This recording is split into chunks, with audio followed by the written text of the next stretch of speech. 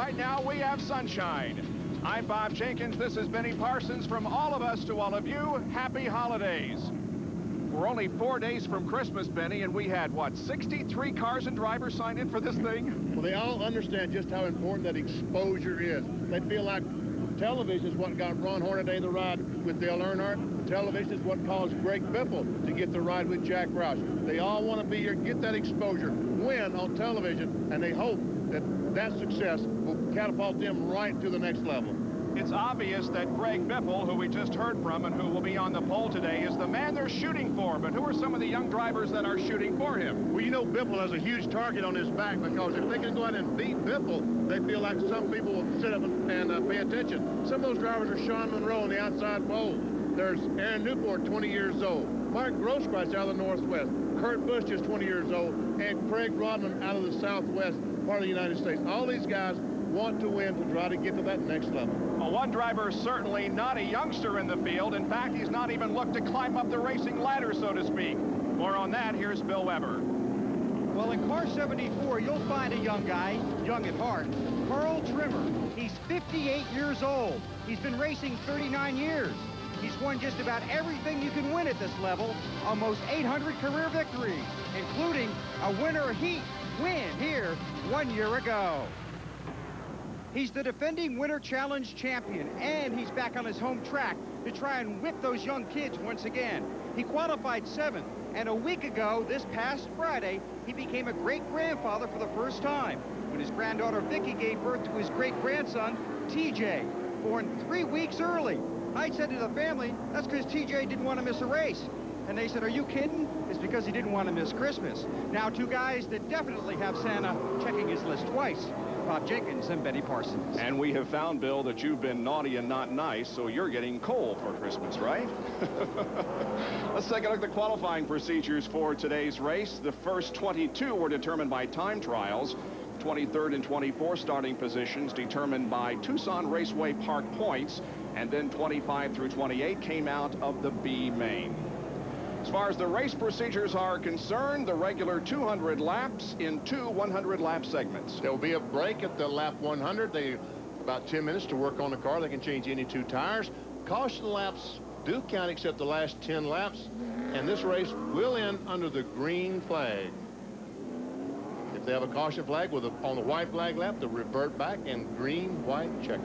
Here's the starting lineup. The first 15, Greg Biffle and Shawn Monroe, then Wayne Cassidy and Aaron Newport, Mark Grosskreutz, John Sewell, Carl Trimmer and Kurt Busch, Mike Duncan and Jimmy Hudson, Roger Mears Jr. back in 11th starting position, Jeff Hibner is 12th, then Craig Rodman, Herschel McGriff Jr., and Kevin Harvick. Let's look at 16 through 28. Tom Sweatman, Derek Gilchrist out of Raleigh, North Carolina, Darren Shaw, Eric Sayer, David Manthei, Terry Henry, Mike Mendenhall, Dennis Fetter, Ned Champagne, Michael Ray, Brad Rhodes, Charles Utz, and Toby Butler. Ray, Rhodes, Utz, and Butler all through the B main to get into today's race. And we have an onboard camera riding with Charles Utz, who starts from the back of the pack, the Lucas Oil Products onboard camera. And the field right now is being given the 1 lap to go signal. Pace car will depart the racetrack back in turn number 3, and will go set for 100 laps of racing in the first half of the first race, actually, of the Triple Crown. The race number 1, of course, was rained out here, so there will only be 2 races that make up the so-called Triple Crown. Green flag is out. We've got a spin already as Wayne Cassidy loops. Cassidy is going in the right direction, but the caution flag will come out and we'll have a complete restart. Wow. Some of those drivers hated to see that, because Biffle had a great jump, but now we'll have to. Now Biffle will have to try to get the jump on Shawn Monroe once again. This racetrack, Tucson Raceway Park, is a multi-bank. What I mean is the bottom groove is bank 6 degrees, the middle groove is bank 9, and the top groove is bank 12 degrees. So it really lends itself to some great passing, although the 12 degrees on top of the racetrack does seem to be the fastest way around the racetrack. Let's take a look again at what happened. Cassidy starting in 3rd position, just doesn't get bumped or anything, just loses it on acceleration. He nailed the accelerator, because in second gear, and those tires very cold. It's pretty chilly here in Tucson today. For desert temperatures, probably around 60 degrees. He nailed the gas with those cold tires, and around he goes. But not all is not lost. He will restart in third spot where he qualified. Yeah, and there was no harm done to anyone. He was able to slide to the inside of the racetrack without being hit by any other car, and so we'll do it one more time. This is Cassidy. That 43 car just spun out. This is his first year in the late models. He was the limited late model champion here at Tucson Raceway Park in 1997. Has taken that big jump upwards. He's 43 years of age from right here in Tucson. So let's try it again here. Down the backstretch, Greg Biffle is the pole sitter in the black number 16. Shawn Monroe flanks him in the white, orange, and blue car number 48. 28 cars set to go. Let's see what happens here on restart number 2. Again, Biffle with a good lead. And this time, everybody through turn 4 in good shape.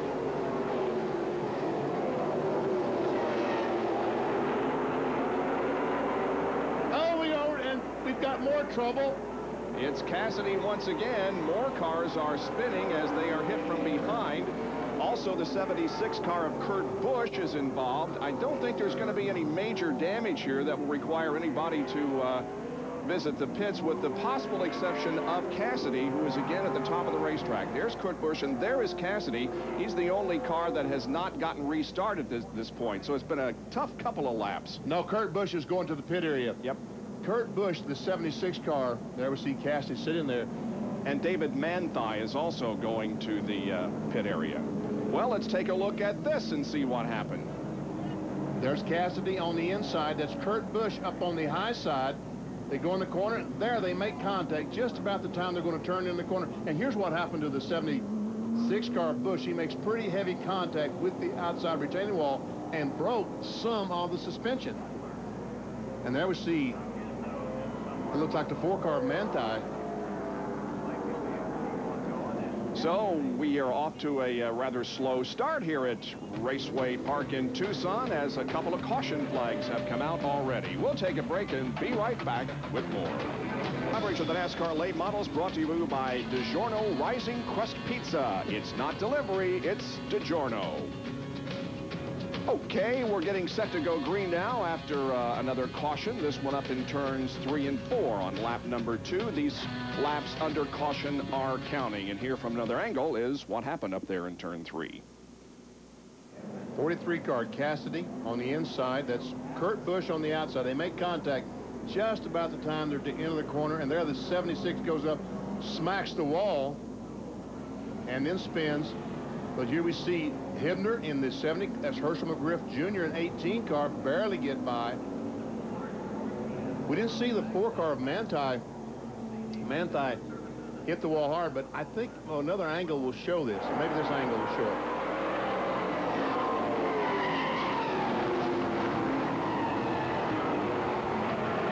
There's Manthey just as he comes into the. Now we'll see if we can tell. Go back, and to the right of the screen we're going to see the 4 car. There he is up against the outside retaining wall, and his car remains back in the pit area. Bill Weber standing by with one of the drivers involved. And that's the very young and disappointed Kurt Busch. He'd had a great weekend here up until this. What happened out there? It was just a first lap deal. I went down into turn 3 up on the high side, had the line, and the guy just decided that he wanted to be there too. It was unfortunate that he didn't move over. I don't know what to say.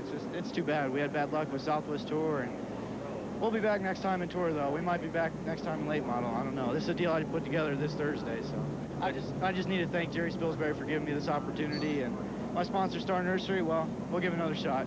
Okay, looks like he's out for today. Very disappointed, but I'm sure we'll see him again. A promising young star on the horizon, Kurt Busch. Remember that name. Kurt Busch won his first late model race in his first start at Las Vegas earlier this year. There's the number 0 car of Toby Butler. You can see some damage there to the front end of his car. So we have 2 cars, Busch and Manthey, who are back in the garage, the pit area, and Wayne Cassidy has lost a lap because of the incident. Everybody else on the lead lap, and we'll go racing in one more circuit. We'll take a look at a field summary to show you where everybody is running at the moment. I wonder if Toby Butler's hood is going to stay on at speed. Probably not. Bill Summer, you can see where all the fellows are running. Craig Rodman started 13th, already up to 9th spot. So here we go. Green flag in the air.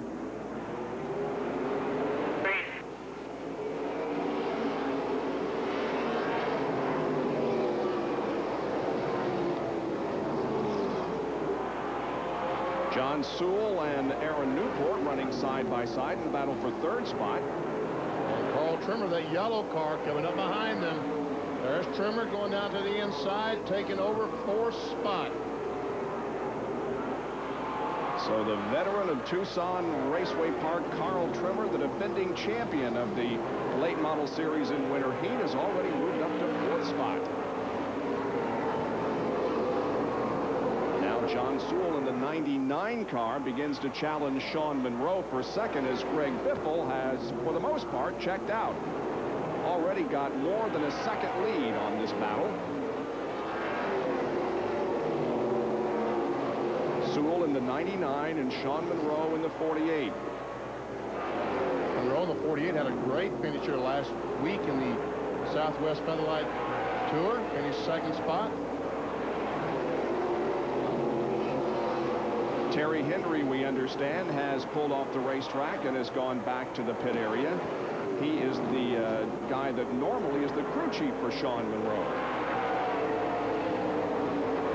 He showed up this week at Tucson, and some fellow said, drive my race car, and Terry Henry said, well, sure, I'll be more than glad to do that. As Trimmer is trying to go by Sewell for 3rd spot. Yeah, while Sewell and Monroe were kind of running side by side there for a while, Carl Trimmer has come up to now take over 3rd position and is right on the back bumper of Shawn Monroe, looking for 2nd. Some of our observers tell us that Greg Biffle is smoking. Well, he was in warm-ups this morning, Benny. I don't know whether there's anything to be concerned about or not, but he was doing the same thing earlier this morning. It's not a lot of smoke, but he definitely is smoking a little bit. As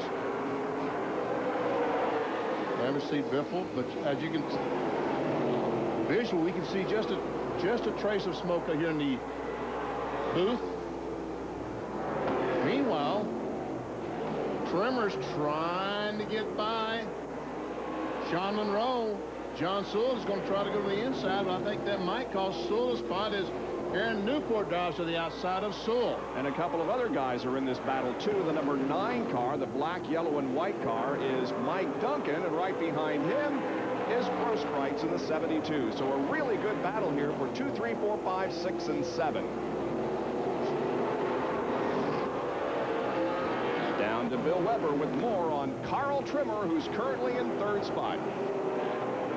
Well, Carl Trimmer qualified 7th. He wasn't very happy about that. And he said he qualified poorly because the engine fluttered. After they got that problem taken care of, he wasn't happy with the handling of his car. So his son Rick, who is his crew chief, called the people at Penske Shocks. They run Penske Shocks, wanted to try and get a handle with the problem. So they called one of the big guys from Penske Shocks at home yesterday afternoon. He told them how to change the shocks. They called him again this morning. The caution is out. The 0 car is stopped on the racetrack, guys. That is Toby Butler, and he was stopped in between turns 1 and 2. The car is rolling once again and may be headed back to the pits. Looks like he has starts he had a right front tire flat, but a right side tire flat, but evidently that's not the case.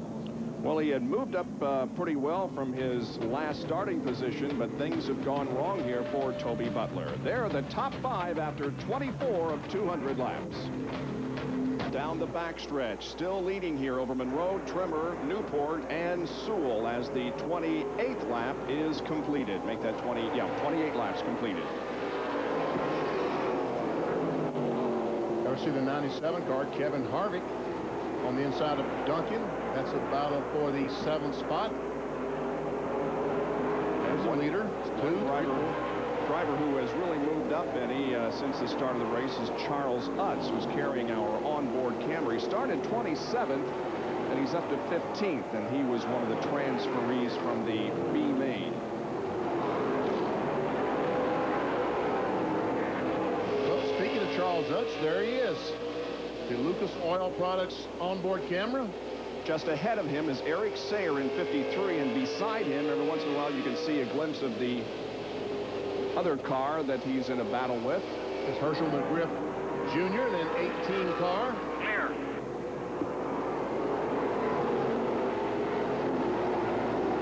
Mike Mendenhall in a 12 car. As he tries to follow, goes by McGriff. Trying his best to follow Charles Utz up through the field.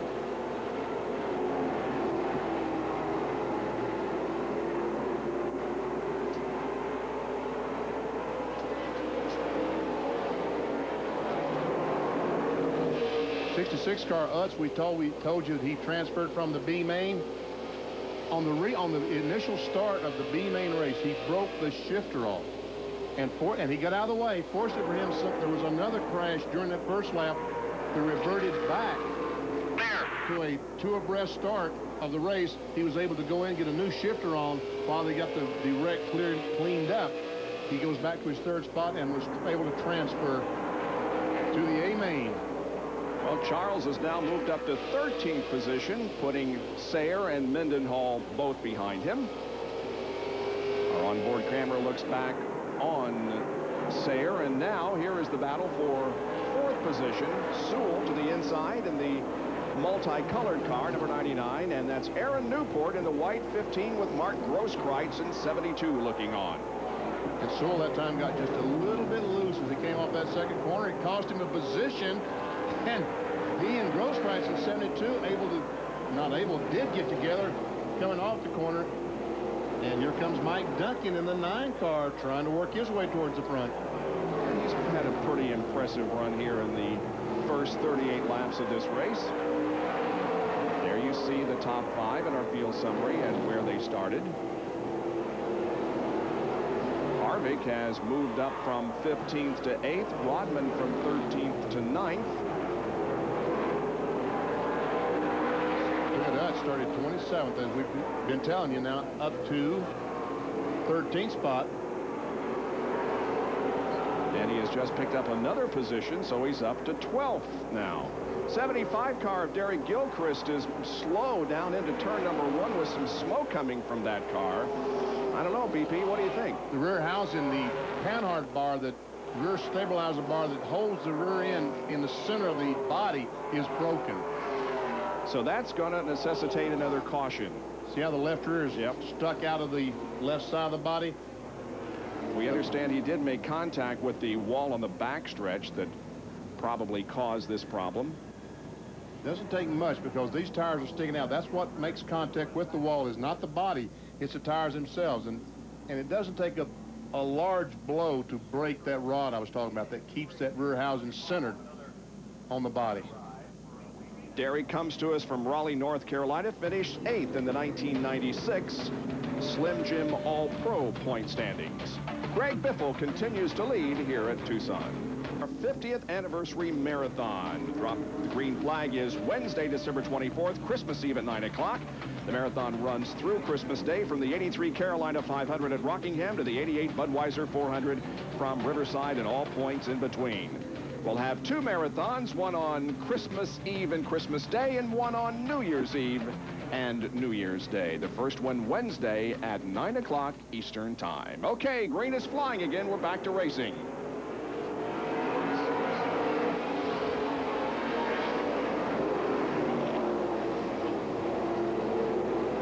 Kevin Harvick in 97 diving to the inside of Grosskreutz, trying to take a spot away. Didn't work. That was the battle for 7th spot. Every time BP, Biffle has just kind of driven away from everybody, hadn't he? Well, I tell you, he gets great restarts, just terrific restarts. That's Monroe running in 2nd spot, and Carl Trimmer in 3rd. Then Newport, Sewell, Duncan, Grosskreutz, and Harvick. Completing the top 10, Rodman and Hibner. And this is not Greg Biffle's car that he's driving. This flag number 16 belongs to Scott LeGrand. It's got Kinko construction on the quarter panel. There you see it. That last lap was 85.152 miles an hour nobody else is running in the 85-mile-an-hour bracket. Second quick was Shawn Monroe. More on Greg Biffle from Bill Weber. And Biffle's car continues to smoke. I talked to his crew. They say it's a carburetor problem, and it may also be a valve-related problem. I will also tell you this, not only are we watching it, but so is NASCAR. They've already talked to the crew about it to make sure he's not dropping any fluid on the racetrack. Okay, we'll watch for that as he continues to lead. As you can see, he's headed for the NASCAR Craftsman Truck Series in a Jack Roush ride. Charles Utz had a little bit of a problem under caution as I guess we're going back to green. Little contact with the 75 of Gilchrist. That's Gilchrist. And there we see, there's where Gilchrist hit the wall that broke that rear panhard bar we're talking about. Oh, and Craig Rodman spins down the front stretch. Does a beautiful spin and a half, and Cassidy makes contact with him. I don't know that the contact was that severe as Rodman gets going again. Well, Cassidy's got quite a bit of damage on the right front of his car, BP. He sure does. You'll see it here as he comes around 3 and 4. There it is. And Rodman's car is driving like he has either a flat tire or the rear panhard bar is broken. Don't believe he lost a lap, though. Let's take a look at what happened. As you can see, the right front fender is peeled away from his car. Here it is again. Oh, we see some contact. Darren Shaw in 77, I think, had contact with him that spun him around. And he does a great job. All the cars miss him. One more angle. And there we see where the two tires meet. Around goes Rodman. And the left rear tire is flat. It knocked, when the 77 car hit him, it knocked the air out of the left rear tire. And there's the damage that he has to the right rear. Also the damage on the right front. But I don't think that would hurt the car if he hadn't had the flat tire. Well, Wayne Cassidy has had nothing but problems here in the first 55 laps of this race. He's been involved in 3 different incidents. And the 70 car of Jeff Hibner, we understand, 77 car of Darren Shaw that did make contact with Rodman is being black flagged. Being black flagged by NASCAR because of the contact. 55 laps completed here. We're going to lap 100. Then we'll take a break and come back for 100 more on NASCAR's Winter Heat here on the Deuce. It's Benny Parsons and Bill Weber back at Tucson Raceway Park for Winter Heat. A lot of work on back there in the pit area, Bill. Absolutely, Bob. Wayne Cassidy is just backing out from his stall right now. Heavy sheet metal damage on the right side of his car. He's going to go jump back into the race. Rodman's already been back to his pit. He has a new left rear tire, some cosmetic damage, and some tape on the right side. Now, both very disappointed and both have lost laps, but we'll try and get back out there and at least get some track time. Both of them, as a matter of fact, lost 3 laps, and they are shown currently in 21st and 22nd position. Getting set to go back to green flag racing. Greg Biffle still at the front of the field with Monroe, Trimmer, Newport, and Sewell completing the top 5, and the green is waving once again. 16 laps have been completed, only 40 more to the halfway break.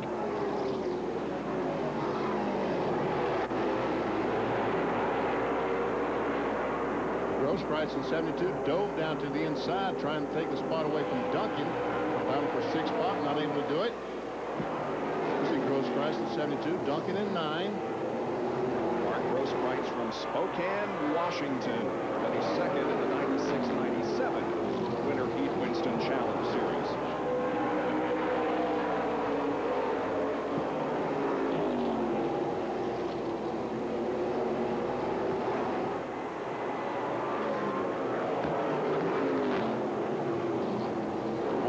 Young man, Mark Grosskreutz. The Wide World of Map is a sponsor on his car. Folks out of Phoenix, Arizona. Also give an award here for the driver that gains the most spots. And right now, that would be Charles Utz. Started 27th, I believe. Has now moved up to 10th spot. Yep. Speaking of Charles Utz, you know, it's like that director is just working right in my mind. I'm telling you. I mentioned him, and boom, there's where we go. There you can see the progress that Charles has made from his 27th starting position. Gained 15 in the first 23 laps, and now it's up to the top 10. This is the Lucas Oil Products onboard camera. Just ahead of him is Harvey.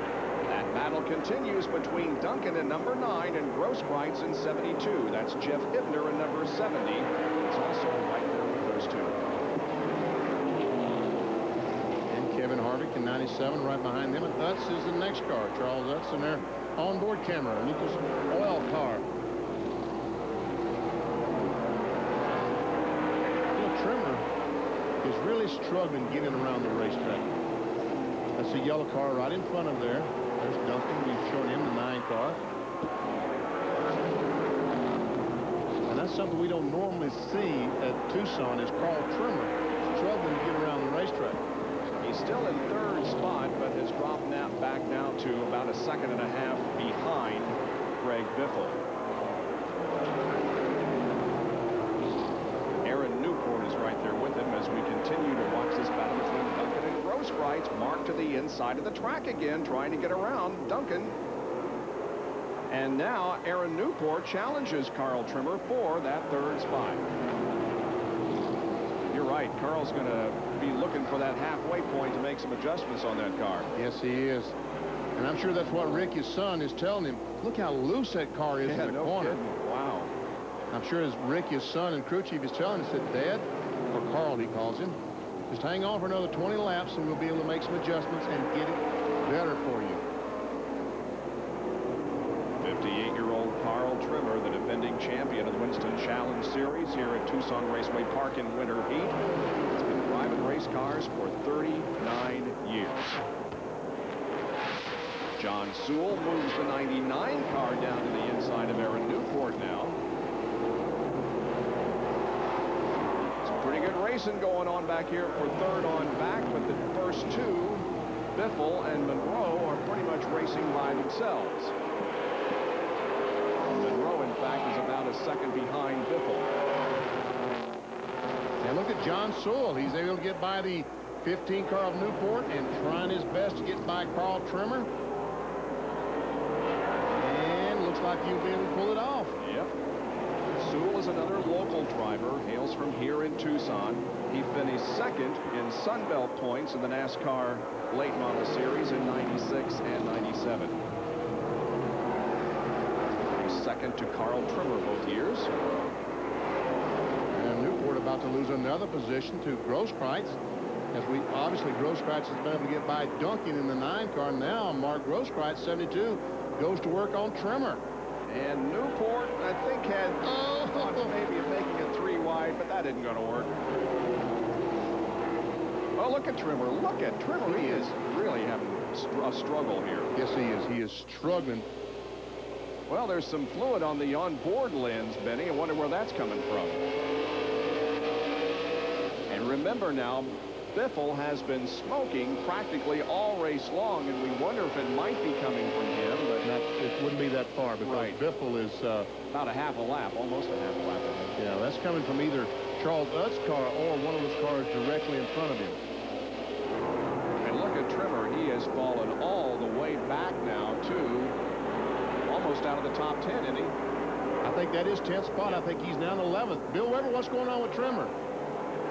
Benny, I talked to Carl just before this race started, and remember we talked about how they made a shock change, changed just 1 shock, and they also made a bar change at that same time. He said he was sure the car was going to be good for 50 laps, but after that he was very concerned. Obviously his car is very loose now. He's struggling just to try and get to the halfway break so they can make those adjustments. But he had a feeling that after 50 laps, the handle on his car was going to go away, and that's pretty incredible for a guy that literally helped build this racetrack.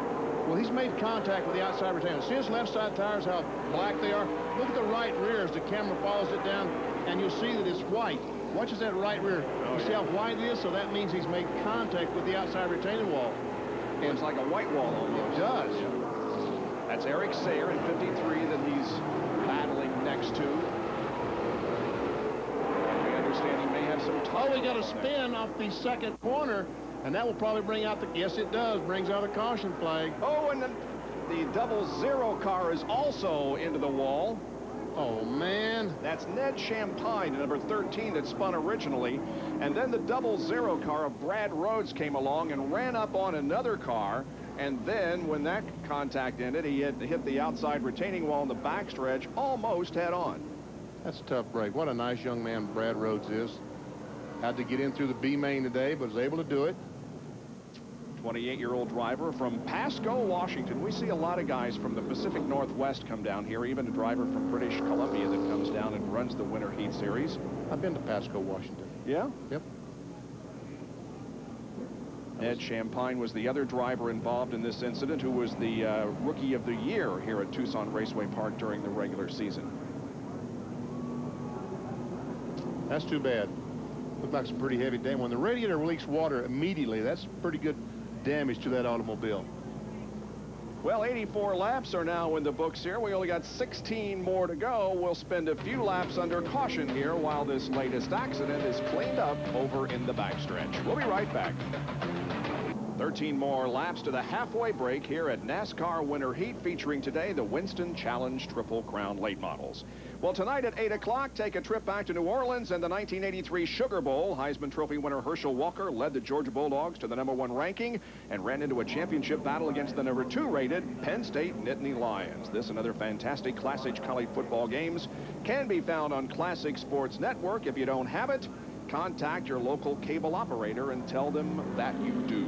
That's Classic college football game is kind of hard to spit out there. Yes, it is, but I stumbled through it just like a pro, didn't I? All right, you describe this replay here, what happened over in turn 2 and in the backstretch. Well, Ned Champagne in the 9 car is going to spin. 13 car, actually, is going to spin. Right here, he makes contact. Oh, my goodness, there. That's Champagne there. That's right. Now, that's Rhodes and 00 that ran up on the other car, and he gets out of steers. He gets behind on his steering and just head on in the wall. That was Mike Mendenhall that he ran up on. Thank you very much, Bob. You're welcome. I'll try to help you out here. Another angle. That's Champagne sitting there in the 9 car.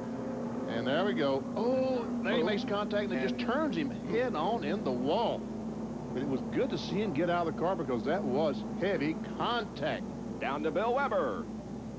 And Brad, you're okay, but that was quite a lick. Yeah, it was a pretty hard hit. Boy, it jolted me pretty good. I'm not used to hitting that hard. It was a pretty hard hit. That's got to be a terrifying feeling when you look up and you had nowhere to go. Yeah, it was. I was trying to pass a guy on the low side, got under him, he come down on me a little bit, I think, and then there was a parked car there and just nowhere to go.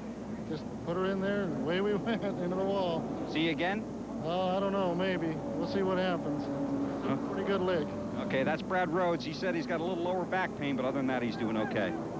And the 00 car of Rhodes is still on the racetrack. They're loading it onto a hauler back there. Here's the top 15, Benny. We'll see where everybody's running and where they have come from. Utz still leads in terms of gaining the most positions from 27th up to 8th spot. Mendenhall, who was involved in that incident, has moved up 10 positions, and here is everybody else now. 17 cars are on the lead lap, and we have 4 cars that are officially out of the race, and 1, Aaron Bush, who has is continuing to work on his car.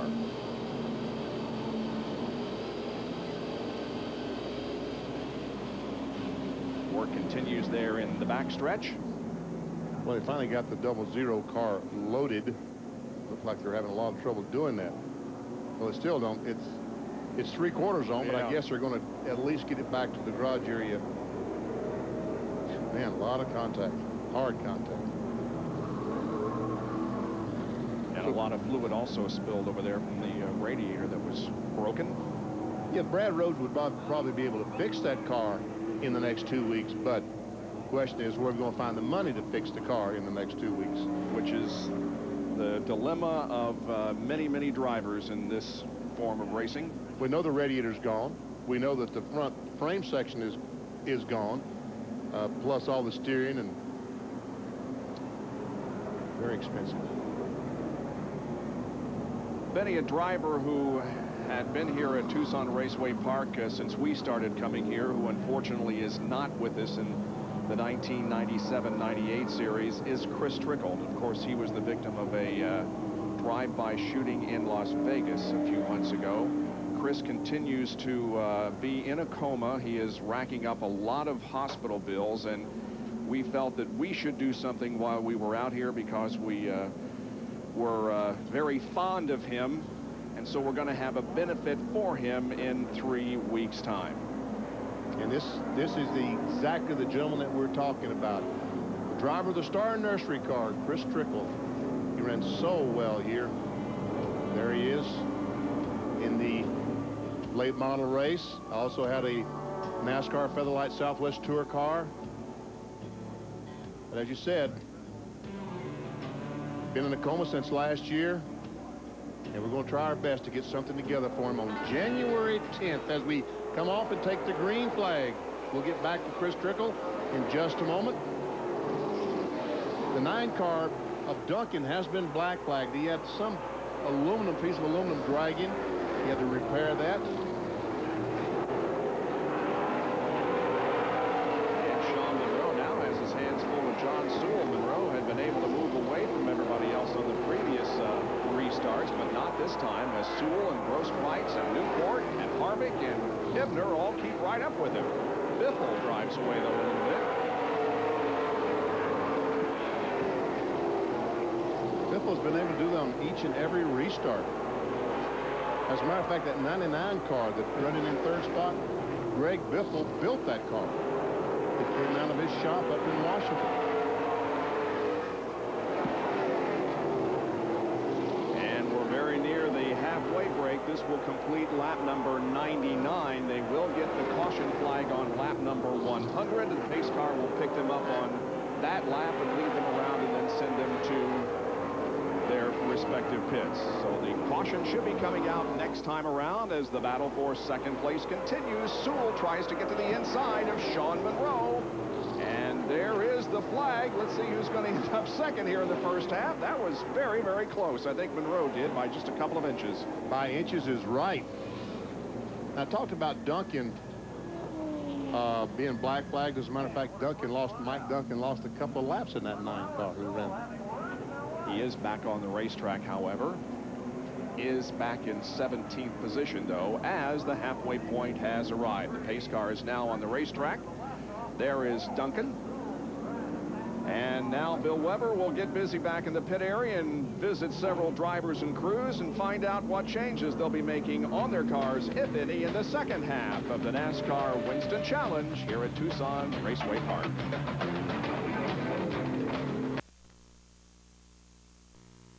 Happy holidays from all of us to all of you. We're at winter heat, and the green flag has just gone out for the start of the 2nd half of the race. 3/4 of a lap now completed. Again, Biffle out to a tremendous start. And look at Kevin Harvick in the 97 car in the bottom of the track in that orange and blue 97. Well, Kevin is trying to go somewhere, isn't he? Sure is. He's gotten by Grosskreutz. He's gotten by Newport. Trying to get by Sewell. And next, he's going to be working on Shawn Monroe. Harvick from Bakersfield, California, only 21 years of age. Had 2 late model wins earlier this year at the Bakersfield track. Ran the Craftsman Truck Series, of course, for 12 races and a few top 10 finishes in 97. And he is all the way up to 2nd. Unbelievable. Unbelievable. Now Shawn Monroe drops to the bottom of the track.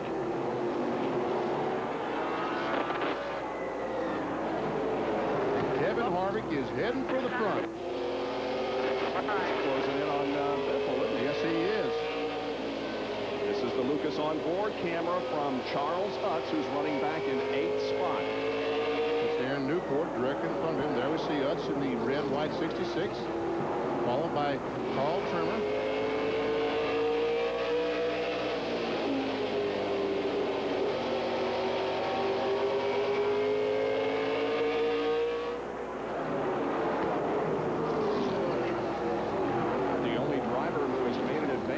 Since we went green, everybody's kind of playing it cautious right now, but the only advancement has been Harvick, and he right now is just a little more than a half-second behind Greg Biffle in 2nd position. Carl Trimmer still hanging in there in the 9th position.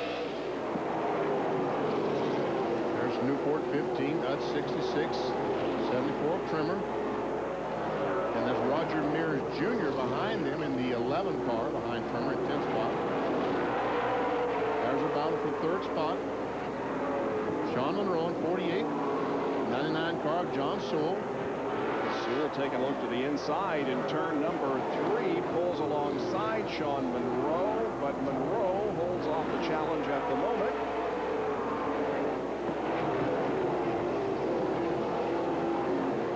Shawn Monroe from California, John Sewell from right here in Tucson, Arizona. Lovely Tucson, Arizona. Shawn finished third in the Nascar Light Southwest Tour event.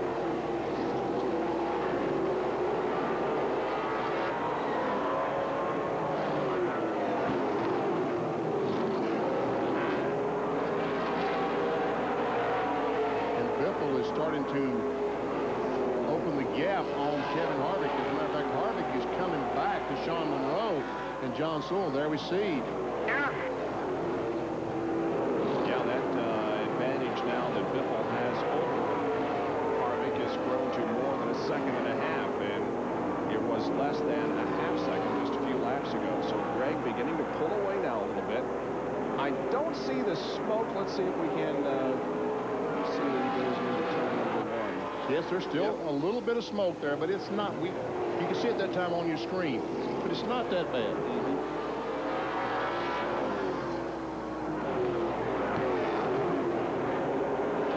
Biffle comes off the corner. He was in Walt Disney World this week testing the Jack Roush Ford. They had, what, 60-some trucks there that were involved in the test, practice, and I think Greg unofficially wound up about 18th fastest. Yes, Ron Hornaday. There we see the truck testing results. Ron Hornaday, Skinner, Bliss, Sprague all ran the same speed. And you see Biffle was unofficially 18th. All these speeds were taken with handheld watches, so. Not a real official, but you can get an idea of how well he did run. Okay, here's the battle now. Grosskreutz and Hibner as they battle for 5th position. Well, Jeff Hibner made a big gain from 2 weeks ago, because 2 weeks ago the race was rained out. He had to take the provisional to get into the field, and here he is battling for the 5th spot this race just 2 weeks later. Hibner's 34 years of age from here in Tucson. He finished 4th in the points here at Tucson Raceway Park during the regular season, won 2 races, and also won the award for the best appearing car.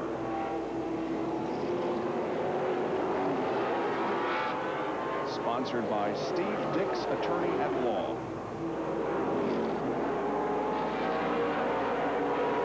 Well, if he happens to hit Grosskreutz, at least he'll have an attorney.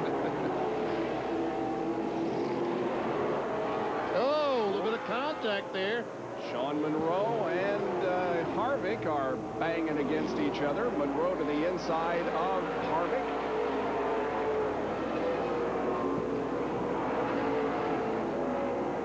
It looks like Shawn Monroe got a good run off the corner that time, but Harvick stays alongside him as they go wheel to wheel through the 3rd and 4th turns. And Monroe takes 2nd again. And that was a Shawn Monroe spotter. Telling that he was clear. John Sewell is looking for 3rd spot here, also on the bottom of the track, and he's going to get it. So Harvick got off to a really good restart and was hanging in there with Biffle, but now he's falling back. We had someone, I guess it was Ron Eaton last week, tell us that, you know, that you have to, if you're going to run on the bottom of the racetrack, you've got to do it real quick, and the car really needs to be set up from the top. And evidently Harvick's car was set up to run really quick on the bottom of the racetrack, and when he moved to the top, it's just not fast enough. Let's go on board with Charles Utz. Now, this is a replay of something that happened a few laps ago. That's Aaron Newport in car 15. He was loose getting out of the corner, and Utz had some contact with him. It was even looser when Utz ran in the back of him, wasn't he? Newport was in the top 10, but he has now fallen back to 11th position, while Charles is up to 7th. So Greg Biffle continues to lead here. He's led all the way so far in this Winston Challenge Series event from Tucson in winter heat. Stay with us. We'll be right back. The 6th caution of the race has come out on lap 128. It was over in turn number 3 when 34-year-old Tom Sweatman went around. Let's see if he had some help or what happened. Yeah, he and the 12-car Mendenhall made a little bit of contact getting in the corner, just enough that Tom Sweatman, or Sweathawk as we affectionately call him, spun going. That's not Sweathawk's car. He came here, blew an engine in his car yesterday, and borrowed that car from John Baker. So at least he didn't tear Baker's car up that badly. Yep. Well, he's right where he started, in 16th position. And he is a lap down. Well, there is quite a bit of money available, and these money amounts mean a lot of things for these late model drivers. $5,000 to the winner of the series, $2,500 to second, on down through 10th position, which picks up $500. Signal's been given from the flag stand. 1 lap to go. And 133 laps will be completed when they get the green flag. It'll come out on lap 134. Well, right now, Biffle is catching a break. There's a couple of slow cars between he and the second place car of Shawn Monroe. He has Mike Duncan and Michael Ray in 98. But Monroe quickly disposes of Ray in the 98 car. And Greg Biffle begins already to pull away from the rest of the field.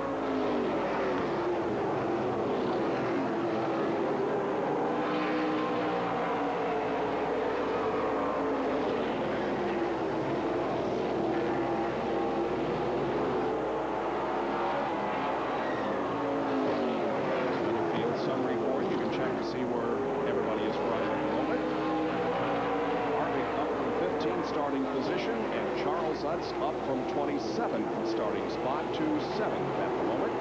Roger Mears Jr. is running in a 9th spot. And you can see that there are 14 cars still on the lead lap.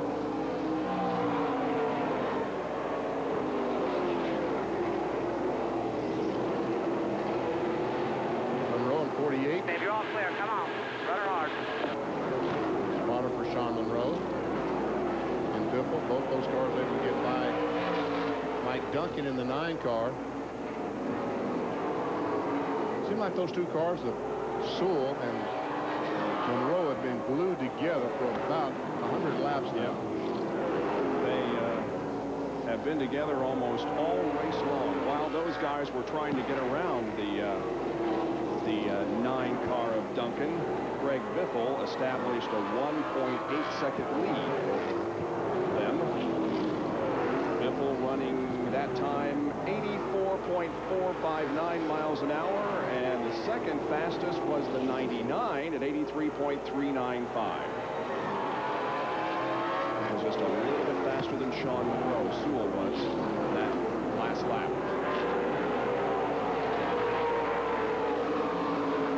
Harvick and Hibner, 97 and 70, and Mark Grosskreutz in 72. All those cars going for 4th and 5th position. Had some contact last time between Hibner and the 97 car. We do have a caution flag out now. Aaron Newport has spun over in the backstretch. Car 15, Aaron Newport. Newport spins over in the backstretch, loses a lap. He was on the lead lap, but not anymore. We're going to take another break. We'll be right back with more from Tucson. 141 laps completed. Hanukkah, whatever, happy holidays from all of us to all of you, and everybody here at Tucson Raceway Park also sends along their holiday wishes. Green flag is back out. We are racing once again. The number 2 car of Craig Rodman was black flagged because there was apparently contact between him and Aaron Newport, so he's lost a lap. We're back to green flag racing. Contact between the 97 and 70 that time. Us is on the outside of Grosskreutz, trying to take over that spot. That's a battle for 6th spot.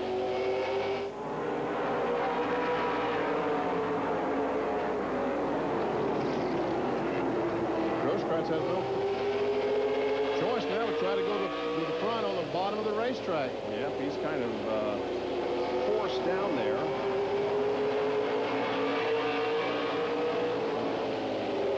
Again, because of the different banking as you go up from the inside to the outside of the track, the banking gets a little steeper, and so you can run side by side through here. No problem.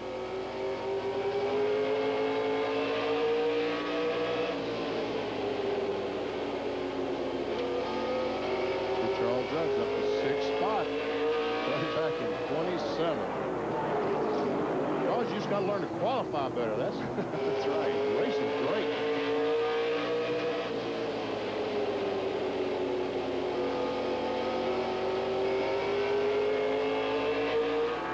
That's Hibbner right ahead of him. There's Hibbner in the black number 70 and Harvick in the 97. Now Harvick to the inside, or rather Hibbner to the inside of Harvick.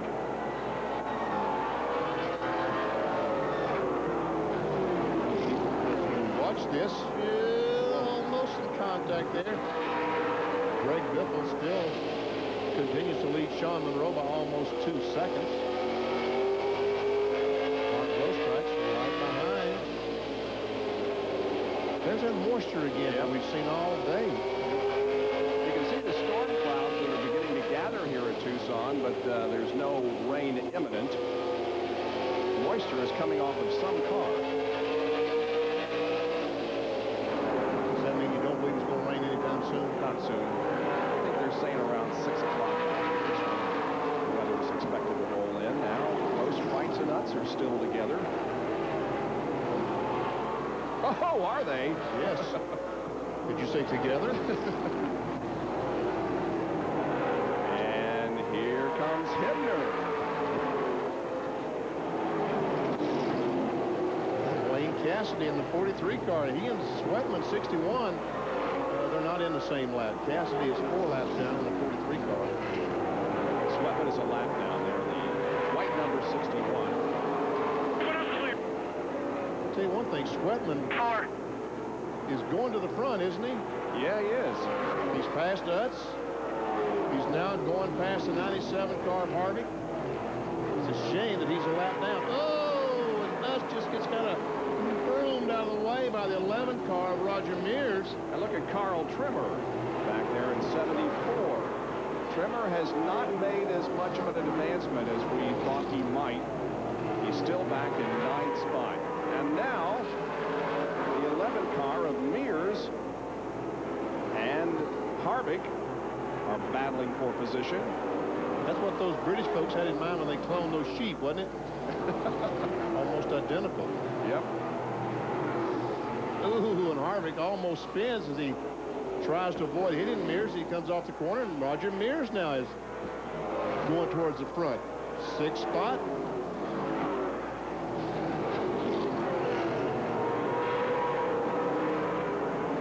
That is the son of Roger Mears, who ran at Indianapolis a few years and some off-road desert races, and the nephew of Rick Mears, who won the Indy 500 4 times. There is Biffle, and he is just driving away from everybody. It's Mike Duncan there. Actually, there's a battle for 2nd spot between Monroe and Sewell, and so what else is new? They've been racing all afternoon, and they continue to do so, and they're about 3.5 seconds behind Greg Biffle, the leader. Very good. 3.56 to be exact. The line I want right there. Don't corner. 162 laps have been completed.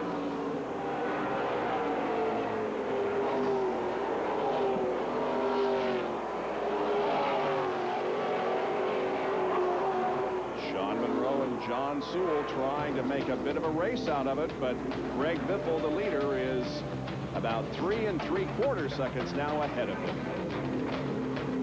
8th caution is out here at Tucson Raceway Park. Oil on the racetrack is the reason that the pace has been slowed. Comes out on lap 168. And he could be from Wayne Cassidy. Never see the 43 car, the Richard Petty look-alike. He goes by, comes off turn 2. We see the heavy smoke out of the car as he goes down the backstretch. As he goes in turn 3, we start seeing fire. Yep. Obviously, oil, gas, something under the car, and pretty doggone good blaze. Bill Weber, what's going on with that car? Do you know? Well, they're looking underneath, and I'm standing here with Wayne Cassidy, who's had a lot of great days in racing, but Wayne, this wasn't one of them. What's the latest problem there? I have no idea. They said something about an oil line broke off the rear end. I don't know for sure. It was it came pretty good, bringing back to me pretty good right after the break. I went back out there and I was able to turn wherever I wanted to and got in behind a few guys and got under them and Carl was wounded. I was trying to stay with Carl without getting in his way. He was on the lead lap. I didn't want to screw him up. And then when I had an opportunity to go around him, I went around him, and it felt good. Then right before the guy said I got a problem, I smelled something, and then they said get it off the track, and I just came off. Difficult at the start, too. Some early problems for you. Yeah, on the restart, I guess I hit it too hard. That Dorton motor had more than I thought it had, I guess, and it came out from under me on the start. And then the second time, I took a line behind the 72 car, and I thought I was clear, and I guess that other guy wanted the line worse than I did, and we got together, and you know, the rest is history. Okay, and his day is pretty much history, too. Wayne Cassidy back in the garage area. They've also sent Kevin Harvick back here as well. And the truck is out on the racetrack, putting some oil dry down, trying to make the track raceable once again. Just 30 laps to go here in Tucson. Greg Biffle still leads. Change the caution to a red. It's nothing serious. Simply want to give the track crew time to get this mess cleaned up and not count any more laps in this race. So they're under red for the moment while they put the oil dry down. It shouldn't be very long. 173 laps have now been completed, and we are on hold. Well, you can catch up with all the latest racing news with your host tonight, Bob Stevens. RPM tonight, an hour later than usual at 9 Eastern Time. We'll have the report on the Ford Taurus testing, a conversation with Darrell Waltrip, and more on that Craftsman Truck Series test from Orlando and Walt Disney World Speedway. That's 9 o'clock tonight, Eastern, RPM tonight. Car stopping over in the backstretch while the track crew goes to work. And we understand that the temperature has dropped 10 degrees since the beginning of this race, so that weather may be moving in. Bill? Kevin Harvick was one of those guys testing a truck, but today you were driving a rocket at the beginning of the second half of this race. What happened to your car? Looks like the rear end seal on the right rear hub came apart and started blowing all over the tire. We're good while it was dry. I tell you what, the HPS plumbing car, it was good today. Want to say hi to Les's family at home and Wayne and Connie Spears, but I tell you what, we had a heck of a race car the second half, I think. What'd you do at halftime? Because you were fast on lap 102. It was a little tight in the center in the first half. We changed the right rear spring, and that was it. But the whole deal just kind of went up in smoke right there, and but we'll be back. How's your truck? Truck's good. We went really good in Orlando. Excited about next year with the Spears Chevrolet, so hopefully we have a good year. All right, have a good holiday. Thank you. That's Kevin Harvick. He's done for today, but looking forward to a pretty bright future. Kevin Harvick is out of the race. There is the field stopped over along the turn 3 and backstretch area. For those of you into the internet, www.DaytonaUSA.com is the address of Daytona USA, and I understand the results of this series are posted on there. On Monday, they will get all the information down to them. It'll be posted on there, so you can find out all you need to know about what happened at Winter Heat on the internet.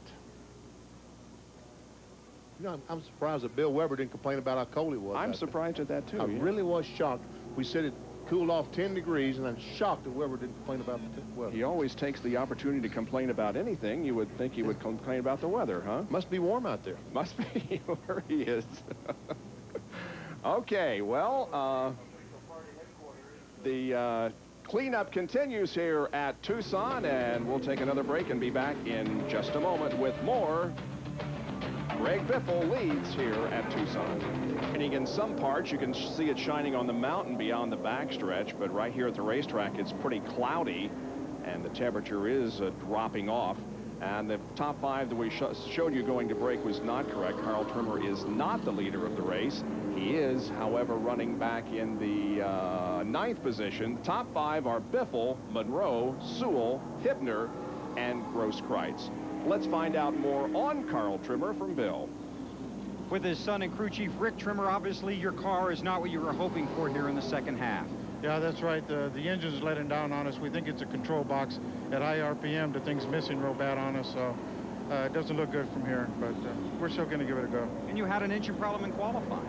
Yeah, we did. We had a little bit of a sputter in the engine, and we found out that our flow levels were a little bit too low, but now we think it's electrical, and we're having trouble with our MSC electrical box. But I just want to tell Tim Kerrigan from Redline, we're sorry we couldn't win this thing for you, but maybe next time in Opal Spring Water in California. Thanks for all the help, and hey, in 2 weeks we're going to come back and win it. Okay, good luck then. Thank you. That's Rick Trimmer. His dad's out there on the track, not having the day he was hoping for. He's had a lot of great days here. This isn't one of them, but like Rick said, he's got another shot right after the first of the year. Yes, we will take next weekend off to celebrate the holidays, but we'll be back in 2 weeks for the final late model race. I know, folks, if you're watching that and you saw Rick Trimmer being interviewed by Bill Weber talking about his dad being on the racetrack, and you saw that white hair that Rick had, said, no, there's something wrong with, there's something wrong. Well, folks, Carl Trimmer is 58 years old. Yep. I mean, he is about a little over a week ago became a great-grandfather, but he's still out here. He's still winning races, still is the track champion at Tucson Raceway Park in 1997, and is coming back to defend his crown in 98. Yes, he is. Well, again, we remind you about the NASCAR 50th Anniversary Marathon that's coming up. The first will be starting at 9 o'clock Wednesday, this coming Wednesday. That's Christmas Eve, and it runs through Christmas Day. And then the second part will be on New Year's Eve and New Year's Day. That begins at 6:30, whereas the one on Wednesday night begins at 9 o'clock. We have 14 different tracks represented, 14 different winners. We'll see 4 first-time winners during the marathon, and we will see 7 NASCAR Winston Cup champions win races during that marathon that Benny and I will host for you. Some great races over the years. As you can see, the field is moving again, and we are getting ready to go back to racing. Now, these laps are not counting since the red flag. We're frozen at 173, but we're about to get the green flag once again. And again, Michael Ray is between the leader, Greg Biffle, and second place, Shawn Monroe. He's out.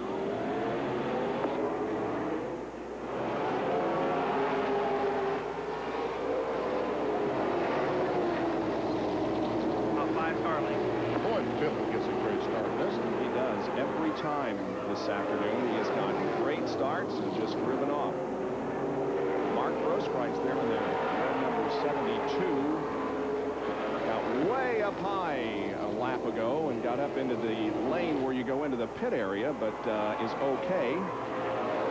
There's second, the 48 car. Shawn Monroe, sponsored by Nitro Tech. On the hood of the car, John Sewell. Use the brakes to turn this thing. Sponsored by a radio station here in Tucson, as you can see, 99.5. 25 laps to go. There's Jeff Whitmer. The 70 car. He's a 4th place car. Also sponsored by a radio station here in town. And there's Grosskreitz. He's in 5th spot, the red 72. Sponsored by Wide World of Maps. Take a look at where everybody is running right now. Already, Greg Biffle has put up a 1.8-second advantage, and now we have Hibner trying to get around John Sewell, but here comes Grosskreitz on the bottom. Sewell, I don't know if something happened to his car, but you can see that he lost 4 or 5 car lengths off the second corner. Maybe he just got the car a little bit out of shape, because I thought Hibner was going to go by him. And Grosskreitz still struggling, trying to get by the 70 of Jeff Hibner. Once again, a battle for the 4th spot.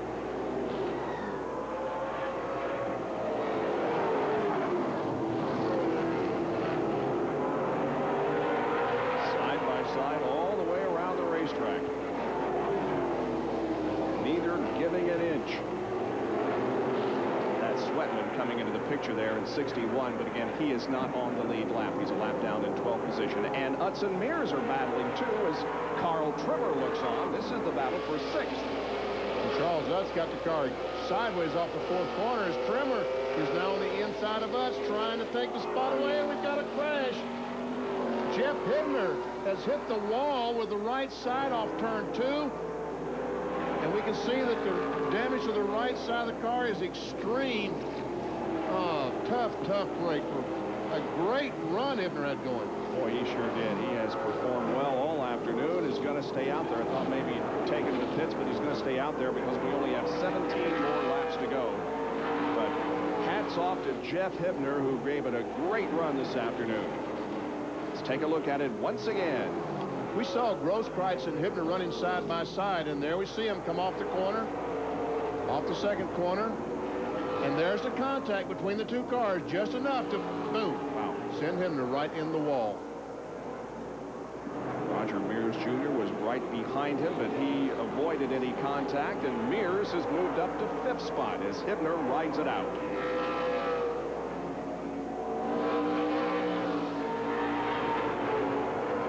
Look at the interval between 1st and 2nd. Shawn Monroe, the car in 48, he told me I had to mention Victory Circle race cars today. Oh. He said, because I don't have any money, I've got to go down and try to borrow some sheet metal from Craig Rodman at Victory Circle, so if you'll mention it, I might be able to get some free sheet metal. So, okay, Shawn, I'm doing my part. Here's the 3rd place battle between Sewell in 99 and Grosskreutz in 72. By the way, Greg Biffle is going for his 3rd straight winter heat late model victory. He won the last 2 last year and goes for number 3 here this afternoon. And if all goes as it has in the first part of this race, he's going to accomplish that. Only 12 more laps to go now. 12 more to go, and something has happened to Sewell's car. It's just not as good as it was earlier on. Yellow, yellow. Once again, with 11 circuits to go, I don't see anything wrong on the racetrack, but here comes the pace car, nevertheless, to pick up Biffle. It could be more oil down on the racetrack. Since we don't see any car in trouble, we assume it is either debris or oil on the racetrack. Well, I'm told that Jeff Hibner in the 70 car will be black flagged when he comes by the NASCAR scoring stand. And they have black flagged him, and they're saying that they believe he's losing some fluid. And now we reach the 10-lap rule, Benny, and that means that these laps under caution do not count. We are frozen at lap 190.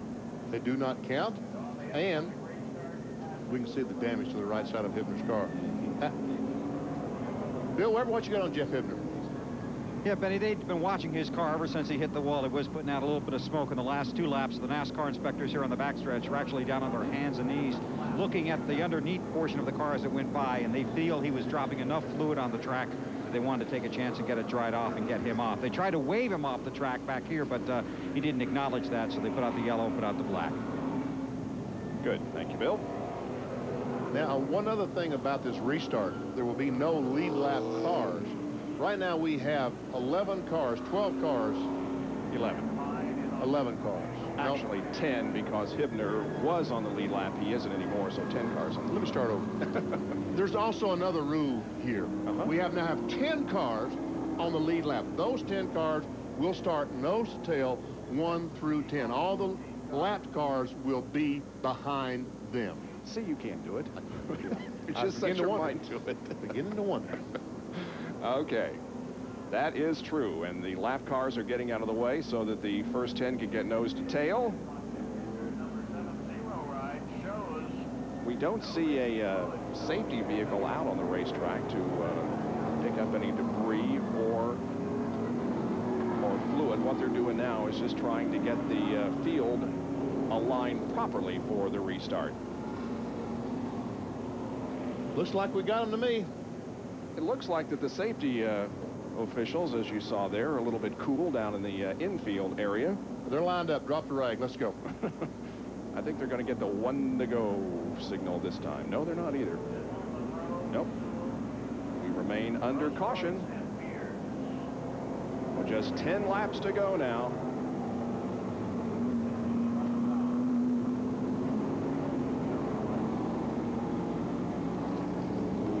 As you can see, Jeff Hibner is on his way back to the racing surface. Hey, you know what? What? He might be in the lead. Well, that's right, because they stopped counting laps. Yeah. He just might be in the lead lap. I believe you're right. So there would be 11 cars in the lead lap. Huh. Well, imagine that. Now we're getting the signal for 1 more lap to go. And Hibner will be able to pull up behind the lap cars. He'll line up behind Dennis Fetter in number 14, who is the 10th place car at the moment. Meanwhile, Shawn Monroe is hoping that he gets up there real close to Greg Biffle and that he can stay with Biffle in the last 10 laps of the race. but it has not been that way in the first laps. Here's the green, and we are back to racing. 10 laps to go here at Tucson. And a spin in turn number 2. Eric Sayer loops in number 53. No other car involved. Caution is out again. They did not complete that lap, so we're still at lap 190. Well, you know, this could go on forever. Yes, it could. But at least it gives the fans a green flag finish, for one thing, and makes it a little bit more exciting. Now, you're talking about Dennis Fetter in the 14 car being the last. NASCAR is saying that he bumped the 53 car of Sayer, and Fetter has been black flagged, or is going to be as they come off the corner.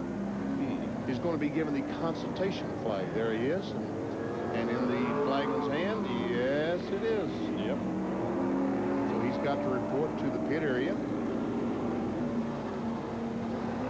And he is eating the black flag. As you can see, he's in the entrance to the pit area, back of turn number 2. So he'll go back there and have a conference with the NASCAR officials.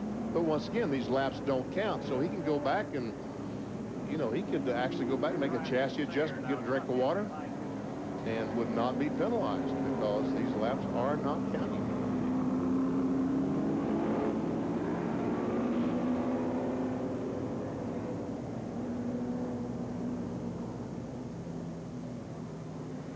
Greg Biffle there right behind the pace car. He ran some Revco Northwest Tour selected events in 1997 and finished 6th in the point standings.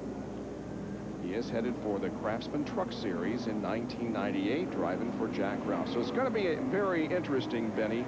Everybody that's been watching Winter Heat for the last 2 years knows how good he is in a late model, and it's going to be interesting to see his adjustment to the trucks. Yes, it is. He'll probably have an adjustment period with the radial tires because all the racing that he's done just this year, this afternoon, has been on the bias ply tires. And all of us know that the NASCAR Craftsman Truck Series run the radials. So I'm sure that will be a little bit of an adjustment period. But I think that Biffle will, before the year is over, stand up and let everybody know just what a very good race car driver he is. Well, they're still adjusting the lineup for the restart here.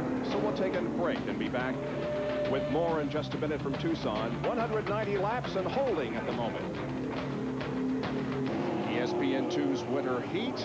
Hey, that's right. The Arizona Wildcats were the champions of the NCAA basketball tournament in 1997. Well, we're going to try to get this thing finished again as the green flag is about to come out for the final 10 laps. Here it is.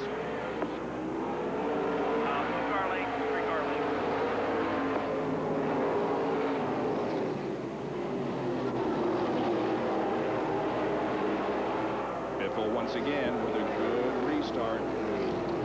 Puts about 3 or 4 car lengths between himself and Shawn Monroe. 9 laps to go. And right now, the 72 car, Mark Grosskreutz, might be faster than those 2 cars directly in front of him. Shawn Monroe, the 48, and the 99 of John Sewell. But getting by them on this 1/3 mile racetrack is going to be difficult. And there comes Trimmer.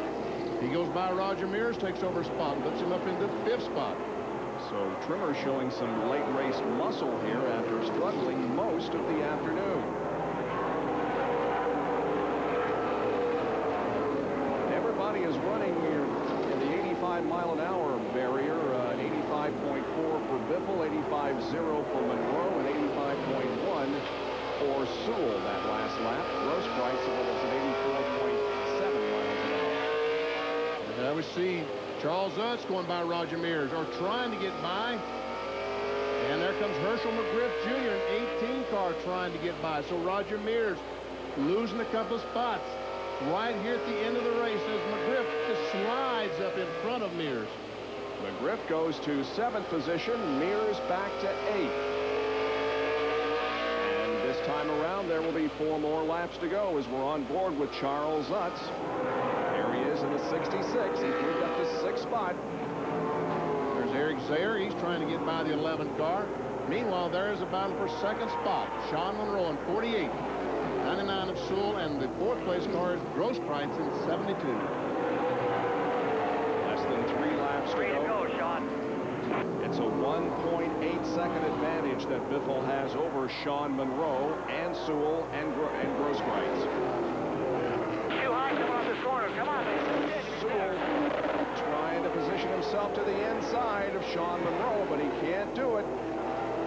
This time around, the white flag will come out. Here's the white for Greg Biffle. One more lap to go. We'll watch this battle for second and third position as Monroe, Sewell, and Grosskreutz try to battle it out here to the finish.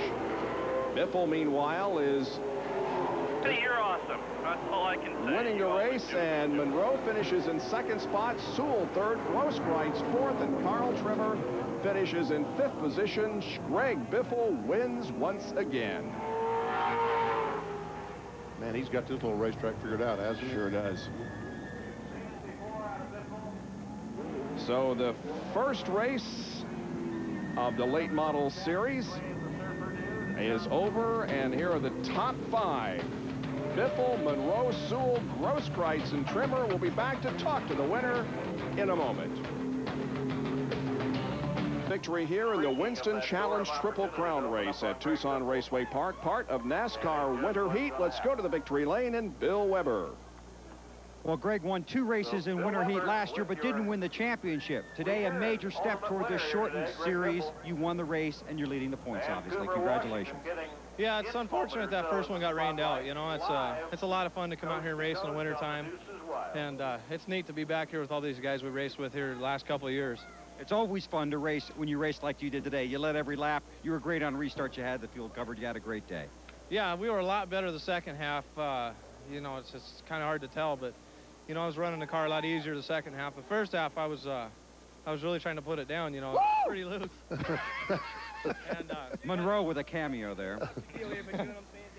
Kicked our butt today, and that's just the way it goes. That's a technical racing term, isn't it? It is. I think it is. You know, he got into me. He was going down the backstretch under yellow, you know, so I don't know what that is. It's the only time he could catch you. It's the only time he could catch you. Obviously, you'd like to win the next one and sweep this and be a 2-time Winter Heat champion. Yeah, I'd like to. I don't know of anybody that's won 2 of the Winter Heat championships in the late model division, but I'd sure like to be the first, you know. And really looking forward to next season, you know, with the Granger number 50 truck. And with Roush Racing, the people have been great. And I want to thank Kenco Construction, Vern McGran, the whole McGran family. They've just been great. Brought us out here. Performance Engine, you know, hooked us up with a motor, and it just runs flawless. I mean, just absolutely perfect. Roger picked the second set of tires for the second half. He says, these are it. He says, you'll rail on these. And it was perfect. It was perfect. It sure was. Big win for Greg Biffle. Yes, indeed. Let's take a look at the unofficial results here with Shawn Monroe second, followed by Sewell, Grosskreutz, Trimmer, the top 5, then Utz, McGriff, Sayer, Mears, and Fetter. We see Jeff Hibner finished in 11th. Tom Sweatman, the first car a lap down. Well, as a matter of fact, the only car 1 lap down in 12th. Then Aaron Newport, Michael Ray, Craig Rodman, 15th. Now 16 to 28. All these, we see 18 through 28 out of the race. Duncan and Mendenhall both many laps down. And the top 10 in points, of course, will reflect the finishing position here this afternoon. Monroe comes to the final late model race, which will be 2 weeks from today. 10 laps down, and Sewell is 15. 10 points down, yeah. Yeah, those numbers are points down, not the amount of points they won today. California's Butch Gilliland.